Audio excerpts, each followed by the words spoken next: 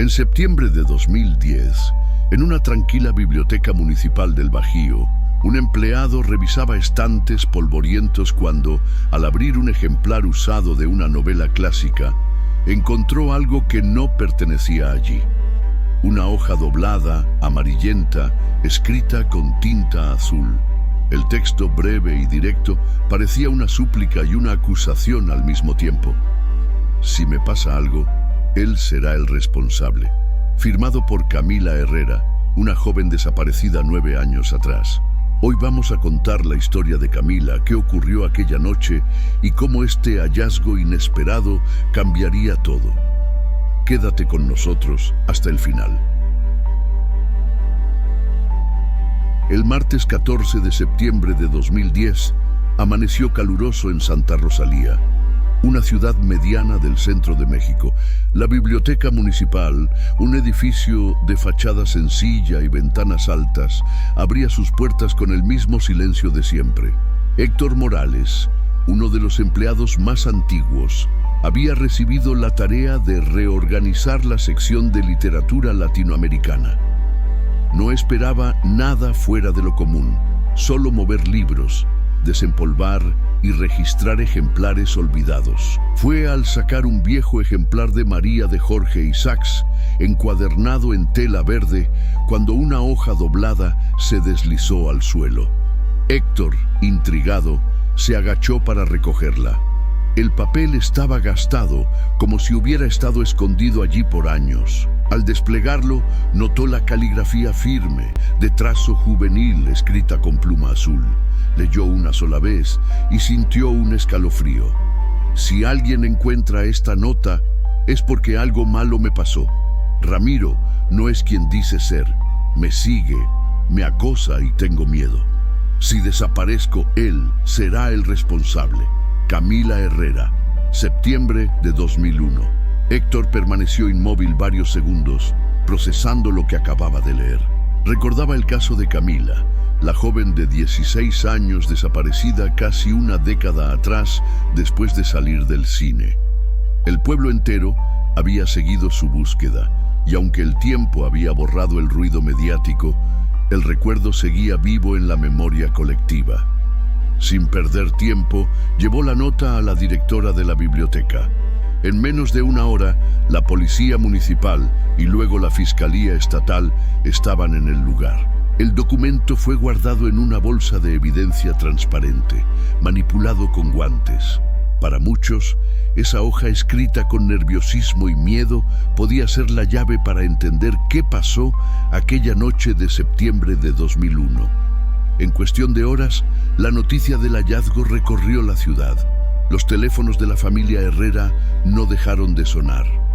Doña Alicia, madre de Camila, al leer la nota, sintió que sus manos temblaban como el primer día en que supo que su hija no había regresado a casa. Don Rogelio, el padre, apenas pudo pronunciar palabra. Ambos habían aprendido a vivir con un hueco en el corazón, pero la idea de que su hija hubiera dejado una advertencia clara reavivaba preguntas sin respuesta. Los investigadores acordonaron la zona de la biblioteca, revisando estanterías y otros libros por si había más mensajes ocultos. No encontraron nada más, pero lo hallado bastaba para abrir una nueva línea de investigación. Un perito calígrafo sería el encargado de comparar la escritura con cuadernos y documentos que la familia conservaba. En ese momento, nadie podía prever que esta hoja olvidada en un libro por casi una década estaba a punto de reescribir la historia. Un pueblo entero se preparaba para volver a revivir uno de los casos más dolorosos y misteriosos de su historia reciente. Si relatos como este tocan tu corazón, suscríbete, activa la campana y deja un mensaje de apoyo para esta familia en los comentarios. Con la nota en manos de las autoridades, la investigación dio un salto al pasado. Para entender el mensaje, había que regresar a la noche en que todo comenzó. Era el 15 de septiembre de 2001, víspera de las celebraciones patrias en México. El clima en Santa Rosalía estaba tibio, con una brisa ligera que no lograba disipar el bullicio del centro. Camila Herrera, una estudiante de preparatoria de 16 años, había quedado de verse con sus dos mejores amigas en el cine Salón Imperial, un punto de reunión popular para la juventud local. Esa noche proyectaban una película extranjera que había causado sensación en todo el país. Camila llegó puntual, vestida con unos jeans claros, blusa de manga larga color lavanda y tenis blancos de moda. Llevaba el cabello recogido en una coleta baja y una pequeña bolsa de piel marrón que su madre le había regalado en su cumpleaños anterior. La función empezó a las 9:00 p.m. y según recuerdan sus amigas Patricia y Verónica, Camila estuvo de buen humor, comentando escenas y riéndose con ellas.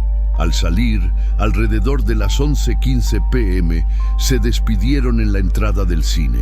Patricia se dirigió al paradero de autobuses que la llevaría a la colonia San Martín, mientras Verónica fue recogida por su padre. Camila, que vivía en la colonia Jardines de la Luz, les dijo que tomaría el autobús en la Plaza Hidalgo, a 2 cuadras de allí. A las 11:22 p.m., una cámara de seguridad de una tienda de electrodomésticos captó su silueta caminando por la calle Zaragoza. En el video, se le ve mirando su reloj de pulsera y acelerando el paso, como si no quisiera perder el transporte. Esa fue la última imagen clara que se tuvo de ella. Esa noche, la plaza estaba más concurrida de lo habitual debido a los preparativos para el grito de independencia. Familias paseaban, vendedores ambulantes ofrecían antojitos y grupos de jóvenes se reunían en las bancas. Sin embargo, en el trayecto de Camila hacia el paradero, no hubo testigos que la vieran abordar el autobús. La mañana siguiente, su madre subió a su habitación para despertarla, encontrando la cama intacta y el pijama doblado sobre la almohada. Primero pensó que quizá Camila había salido temprano, pero tras buscar por toda la casa y llamar a sus amigas, la preocupación se volvió alarma. Para el mediodía, la familia ya estaba en la comandancia levantando el reporte de desaparición. Con el hallazgo de la nota 9 años después, cada detalle de esa noche cobraba un nuevo significado. ¿Con quién pudo haberse encontrado en esas cuadras? ¿Por qué, si la plaza estaba llena, nadie dijo haber visto nada inusual? Quédate con nosotros, porque lo que vendrá a continuación revelará las primeras pistas encontradas y cómo éstas moldearon una investigación que, por años, parecía estancada, pero nunca estuvo completamente cerrada. 2 días después de la desaparición de Camila, un trabajador de limpieza municipal recorría su ruta habitual en las primeras horas de la mañana. En la esquina de la calle Zaragoza con la avenida Juárez, justo a unos 50 metros del último punto confirmado donde había sido vista, notó algo fuera de lugar en un contenedor de basura. Una pequeña bolsa de piel marrón. El hombre la reconoció de inmediato. Durante días, su foto había circulado en los noticieros locales y en volantes pegados por toda la ciudad. Era la misma bolsa que Camila llevaba en la imagen difundida por la familia y la policía. Llamó al supervisor, quien notificó a las autoridades. Cuando los agentes llegaron, examinaron el hallazgo con cautela. En el interior había un labial rosa claro de una marca común, un pañuelo desechable usado, algunas monedas sueltas que sumaban apenas 8 pesos y una fotografía tamaño infantil en la que Camila sonreía, probablemente tomada para su credencial escolar. Pero había algo que llamaba más la atención que el contenido, lo que no estaba allí. No había rastro de su credencial de estudiante, su identificación oficial, ni el reloj de pulsera dorado que llevaba la noche de la desaparición. Tampoco el dinero en billetes que su madre le había dado para el transporte. Era como si alguien hubiera retirado deliberadamente cualquier objeto que facilitara una identificación inmediata, dejando apenas elementos sin valor.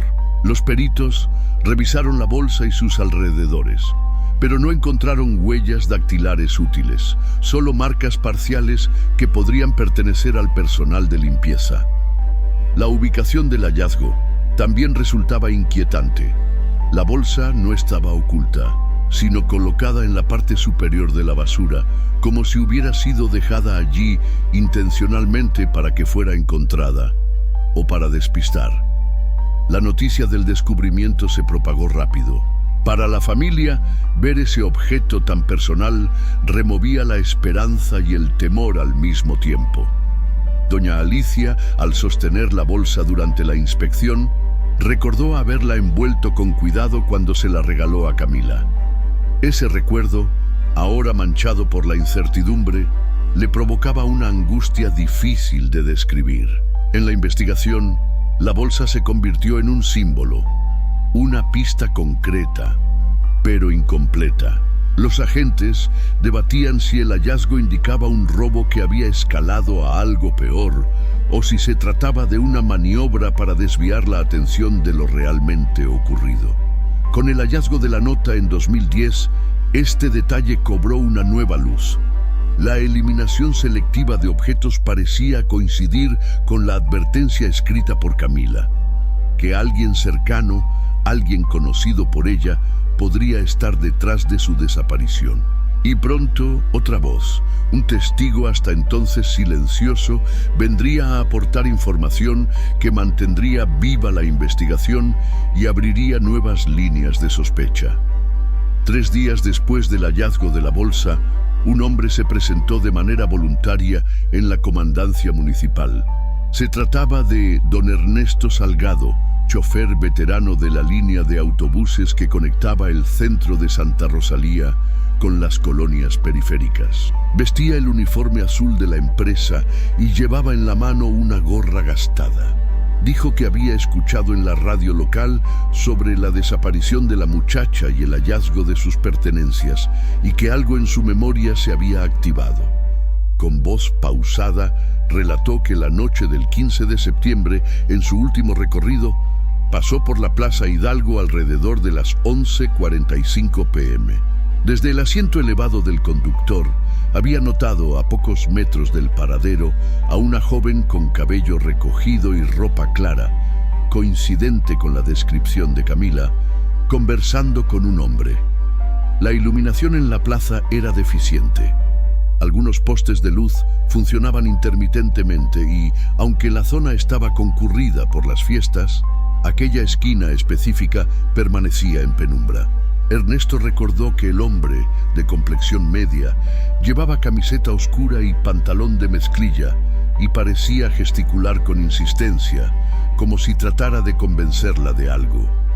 Cuando el autobús se aproximó, ambos se alejaron hacia la zona ajardinada junto al monumento central, perdiéndose de su vista. El chofer no le dio mayor importancia en ese momento, pensando que era una charla más entre conocidos. Sin embargo, después de enterarse de la desaparición y del lugar exacto donde había sido vista por última vez, comprendió que su observación podía ser relevante. Los investigadores le mostraron fotografías de posibles sospechosos, pero Ernesto no pudo identificar con certeza al hombre que había visto. La luz era poca y no quise fijarme demasiado, porque tenía que cuidar el tráfico, explicó. Aún así, su relato coincidía con la hora estimada en que Camila debería haber abordado el transporte y con la dirección que llevaba en el video captado por la cámara de seguridad. Este testimonio alimentó una hipótesis inquietante. ¿Y si Camila nunca llegó a subir al autobús? Si así era, la pista sobre su paradero se detenía en aquella breve conversación bajo la sombra de los árboles. La familia, al escuchar el relato, sintió un peso mayor. Doña Alicia imaginaba a su hija sola, quizá confundida, enfrentando a alguien insistente mientras el último transporte de la noche se alejaba. La sensación de que había habido una oportunidad para intervenir, pero que nadie lo hizo, era difícil de asimilar. Para los investigadores, el siguiente paso sería revisar nuevamente la lista de personas que coincidían en tiempo y lugar con la última ruta de Camila. Entre esos nombres, varios ya eran conocidos y pronto saldrían a la luz conexiones que pondrían a la policía en alerta. Mientras la policía revisaba la lista de personas que podían haber coincidido con Camila en la Plaza Hidalgo aquella noche, surgieron declaraciones que añadieron un matiz inquietante a la investigación. Tanto Patricia como Verónica recordaron que, en las semanas previas a la desaparición, su amiga había empezado a recibir llamadas telefónicas que le alteraban el ánimo. No eran frecuentes, pero cada vez que sonaba el teléfono de su casa y ella contestaba, su expresión cambiaba. Se ponía seria, respondía con frases cortas y al colgar evitaba explicar de quién se trataba. Patricia mencionó un detalle que hasta ese momento no había considerado importante. Una de esas llamadas ocurrió justo cuando estaban haciendo una tarea escolar en su casa. Camila se levantó, fue a contestar y volvió visiblemente incómoda, cambiando de tema de inmediato. Nunca mencionó un nombre, y las dos amigas decidieron no insistir, pensando que quizá era un asunto personal. Doña Alicia también había notado un cambio sutil en su hija. Camila siempre había sido abierta con sus padres, pero en las últimas 2 semanas parecía más reservada, pasando más tiempo en su habitación y saliendo sola para ir a la biblioteca escolar. Cuando la madre le preguntó qué investigaba, Camila dijo que era para un trabajo de sociología, pero el contenido de las consultas llamó la atención de la bibliotecaria. Temas sobre derechos laborales, emancipación de menores y requisitos para trabajar legalmente antes de los 18 años. Para los investigadores, esto podía indicar que la joven estaba explorando opciones para independizarse o al menos para tener más autonomía. La pregunta era, ¿por qué? ¿Estaba buscando alejarse de alguien o de alguna situación incómoda? La conexión entre estos comportamientos y el contenido del billete hallado 9 años después resultaba difícil de ignorar. La advertencia escrita sobre Ramiro coincidía con la idea de que Camila se sentía observada o presionada. La policía, al reabrir el caso, colocó a todas las personas mencionadas por ella en el centro de sus prioridades. Entre esos nombres estaban Luis Romero, el repartidor de comida que había mostrado interés en ella; Ramiro López, el profesor de educación física; doña Matilde, la vecina que vivía cerca del paradero; y Javier Montes, un guardia nocturno que había intentado acercarse a Camila meses antes. Pronto, cada uno de ellos sería interrogado para esclarecer su relación con la joven. Pero antes de que esas entrevistas revelaran más, los investigadores querían entender por qué una chica de 16 años, que hasta entonces llevaba una vida tranquila, había empezado a recibir llamadas misteriosas, buscar información legal y finalmente dejar un mensaje tan contundente. Si quieres conocer las pistas ocultas que la policía encontró al seguir estos hilos y cómo cada sospechoso respondió cuando se enfrentó a preguntas directas, quédate aquí, no adelantes ni un segundo y acompáñanos hasta el final. Con las declaraciones de las amigas y la madre de Camila, la policía reabrió los expedientes de todas las personas que habían tenido algún contacto significativo con ella en los meses previos. La lista incluía 4 nombres que por distintos motivos despertaban interés en los investigadores. El primero era Luis Romero, de 19 años, repartidor en una pizzería del centro. Se sabía que había conversado varias veces con Camila a la salida de la escuela. Algunos compañeros aseguraban que él intentó invitarla a salir en más de una ocasión, pero ella siempre había sido evasiva. Luis dijo a la policía que la noche de la desaparición estaba trabajando, haciendo entregas entre las 8:00 p.m. y la 1:00 a.m. Sin embargo, los registros mostraban un intervalo de más de 30 minutos, entre las 11:15 y las 11:50, sin pedidos documentados. Luego estaba Ramiro López, de 32 años, profesor de educación física en la preparatoria donde estudiaba Camila. Casado y padre de 2 hijos, había sido contratado ese mismo año. Algunos alumnos mencionaron que, en ocasiones, hacía comentarios sobre la apariencia de las estudiantes más grandes, aunque nunca hubo denuncias formales.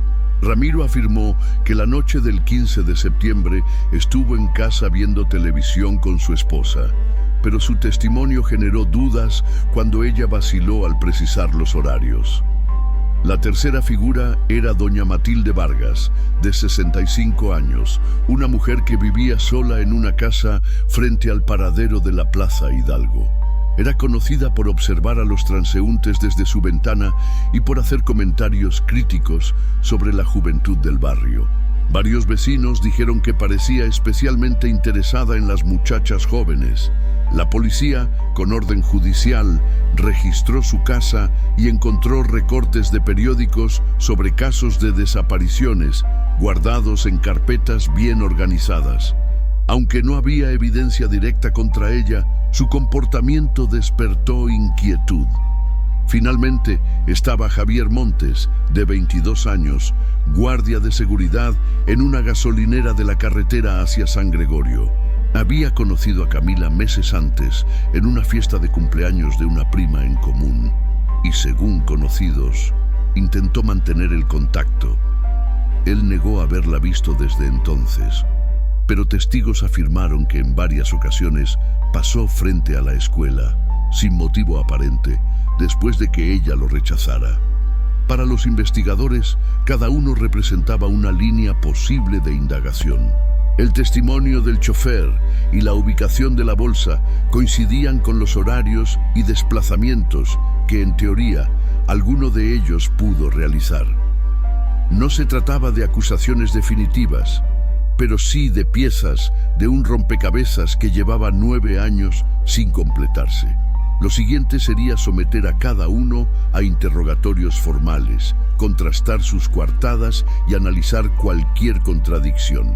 A partir de ahí, la investigación podría cerrar puertas o abrir otras más inquietantes. Los investigadores comenzaron por Luis Romero. En la entrevista formal, reiteró que había pasado toda la noche trabajando. Sin embargo, cuando se le preguntó por el intervalo sin entregas registradas, dijo que había aprovechado para cenar en la misma pizzería. El problema fue que el encargado no pudo confirmar haberlo visto en ese lapso. La ubicación de la pizzería, a pocas cuadras del cine donde Camila estuvo, hacía posible que él se hubiera desplazado hasta la Plaza Hidalgo en ese tiempo. El turno de Ramiro López fue más tenso. Desde el inicio mostró incomodidad con las preguntas. Sostuvo que había pasado la noche en casa, viendo televisión con su esposa y luego durmiendo. Cuando los investigadores pidieron detalles sobre el programa que supuestamente habían visto, él titubeó. La esposa confirmó su versión, pero con respuestas cortas y cierta vacilación al mencionar los horarios exactos. Además, al revisar su historial laboral, salió a la luz que en una escuela anterior había tenido problemas con el personal por su trato hacia algunas alumnas, aunque no hubo denuncias penales. En la casa de doña Matilde Vargas, la policía encontró las carpetas con recortes sobre desapariciones. Cuando le preguntaron por qué guardaba ese material, ella respondió que era curiosidad por la realidad y que le preocupaba la juventud actual. Negó haber visto a Camila la noche del 15 de septiembre. Sin embargo, su vecino directo dijo que la vio en la ventana a esa hora, mirando hacia el paradero. Su testimonio no la incriminaba directamente, pero sí indicaba que estaba atenta a lo que ocurría en ese lugar. Por último, Javier Montes aseguró que estaba en su turno de guardia en la gasolinera desde las 6:00 p.m. hasta las 6:00 a.m. del día siguiente. Los registros de servicio lo ubicaban allí en varias horas clave, pero un compañero de trabajo admitió que Javier salió por un lapso de 20 minutos, entre las 11:30 y las 11:50 p.m., con el pretexto de ir a comprar algo para cenar. Ese tiempo coincidía peligrosamente con la última hora en que se vio a Camila. Cada declaración dejaba huecos y dudas. No había pruebas definitivas contra ninguno, pero las coincidencias horarias y los testimonios parciales alimentaban la sospecha. La policía decidió mantener vigilancia discreta sobre los cuatro, mientras seguía rastreando otros indicios. Mientras tanto, la familia Herrera revivía cada detalle de los días previos a la desaparición, buscando algo que pudiera ayudar. Y aunque las esperanzas se apagaban y encendían con cada nueva pista, el caso se sostenía en una certeza: alguien mentía. El tiempo pasaba y la investigación no podía quedarse atrapada solo en sospechas. Las autoridades necesitaban un avance concreto antes de que la atención pública se desvaneciera de nuevo. Con el paso de los meses, la investigación comenzó a estancarse. Las coartadas incompletas y las contradicciones no bastaban para una orden de detención. Sin pruebas físicas, el expediente de Camila se fue llenando de declaraciones que no llevaban a ningún lugar definitivo. Durante el primer año, la desaparición ocupó titulares en la prensa local. Programas de radio y noticieros regionales mencionaban el caso casi a diario, y la Plaza Hidalgo se convirtió en escenario de vigilias mensuales organizadas por la familia y vecinos. Cada día, 15 decenas de personas acudían con velas y fotografías de Camila exigiendo justicia, pero con el tiempo la cobertura mediática disminuyó. Nuevos casos, tragedias y cambios políticos desplazaron el interés de los medios. Lo que antes era noticia de apertura pasó a ocupar pequeños espacios en la sección de comunidad. La ausencia de avances concretos hacía que incluso algunos vecinos dejaran de asistir a las vigilias. Para doña Alicia y don Rogelio, los años fueron un ejercicio constante de resistencia emocional. Vivían entre la esperanza de que su hija apareciera y la angustia de imaginar lo peor. Cada llamada inesperada, cada rumor en la ciudad, podía convertirse en una ilusión que se desvanecía rápido. El expediente oficial siguió abierto, pero los recursos asignados eran mínimos. A veces, nuevos agentes eran designados para revisarlo, pero sin descubrir nada que no hubiera sido ya investigado. Los nombres de los sospechosos permanecían en la lista, pero sin pruebas nuevas, la vigilancia se volvió esporádica. A pesar de todo, la familia se negó a cerrar el capítulo. Conservaron intactos los objetos de Camila en su habitación, como si en cualquier momento pudiera volver a casa. Esa decisión, criticada por algunos, era para ellos una forma de mantener vivo el vínculo y la memoria de su hija. Nadie en Santa Rosalía podía imaginar que, 9 años después, un simple libro polvoriento y una nota oculta devolverían el caso a la primera plana y reabrirían heridas que nunca habían sanado. El 14 de septiembre de 2010, la rutina tranquila de la Biblioteca Municipal de Santa Rosalía se rompió con el hallazgo del billete escondido en un libro. En cuestión de horas, el documento estaba bajo resguardo de la Fiscalía Estatal. El análisis caligráfico comparó la escritura con cuadernos, cartas y tareas escolares que la familia conservaba de Camila, confirmando con alta probabilidad que era suya. El contenido del mensaje no dejaba espacio para interpretaciones ambiguas. Mencionaba un nombre, Ramiro, y describía una conducta de acoso que ella percibía como una amenaza real. El tono transmitía miedo y urgencia, como si hubiera sabido que quedaba poco tiempo. Con esta nueva evidencia, la policía citó de inmediato a Ramiro López para un nuevo interrogatorio. Al principio se mostró molesto y negó cualquier relación inapropiada con Camila. Sin embargo, los investigadores, respaldados por peritos y registros, comenzaron a presionarlo con preguntas específicas.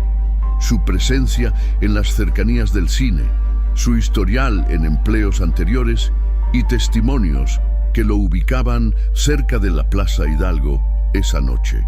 La tensión en la sala aumentaba. Ramiro intentó mantener la calma, pero sus respuestas se volvían cada vez más contradictorias. Finalmente, y ante la posibilidad de que se solicitara una orden judicial para registrar su vehículo y propiedades, aceptó contar lo que sucedió. Según su confesión, había esperado a Camila cerca del paradero. La convenció de acercarse con la excusa de devolverle un objeto supuestamente perdido en la escuela, y dentro del coche, cuando ella se negó a acompañarlo a otro lugar, forcejearon. Camila golpeó su cabeza contra el tablero y perdió el conocimiento. Preso del pánico, condujo hasta un paraje rural y la enterró en un terreno abandonado. Las autoridades organizaron un operativo para ir al sitio señalado. Después de casi una década, los restos de Camila fueron hallados e identificados por análisis de ADN. Este caso demostró que, incluso cuando los años parecen cerrar todas las puertas, una sola pista puede cambiarlo todo. Y si crees que las historias olvidadas merecen ser contadas hasta encontrar la verdad, comparte este video para que más personas sepan lo que pasó con Camila Herrera. El hallazgo de los restos de Camila en aquel terreno baldío marcó un antes y un después en Santa Rosalía. El operativo, custodiado por peritos y policías, atrajo a vecinos y medios que durante años habían seguido el caso. La confirmación del ADN eliminó toda duda.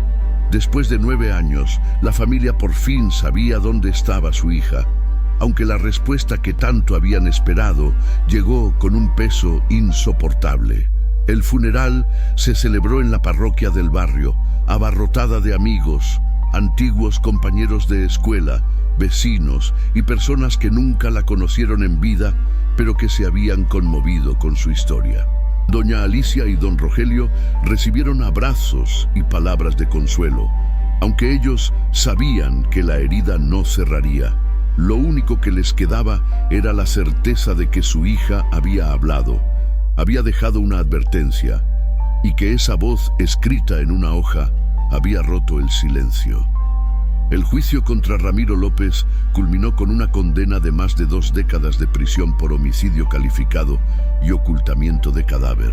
Durante el proceso, salió a la luz que en su empleo anterior había enfrentado quejas similares, pero nunca formalizadas, lo que evidenció la falta de protocolos para proteger a los estudiantes de este tipo de conductas. A raíz del caso, las autoridades educativas locales implementaron nuevas medidas, revisiones exhaustivas de antecedentes para el personal docente, capacitación en detección y denuncia de acoso, y líneas directas para que los alumnos pudieran reportar situaciones de riesgo. La Biblioteca Municipal, por su parte, inauguró un espacio en memoria de Camila, destinado a promover la lectura y charlas sobre seguridad personal para adolescentes. Para la familia Herrera, la vida siguió, pero con un vacío permanente. Conservan el billete enmarcado, no como un recuerdo del dolor, sino como testimonio de la valentía de su hija. Su historia, contada una y otra vez, se convirtió en un recordatorio de que incluso los casos más fríos pueden encontrar justicia. Y así, Santa Rosalía aprendió que detrás de cada expediente archivado puede esconderse una verdad esperando ser encontrada. Una verdad que, cuando sale a la luz, no solo cambia un caso, sino también la forma en que una comunidad se protege.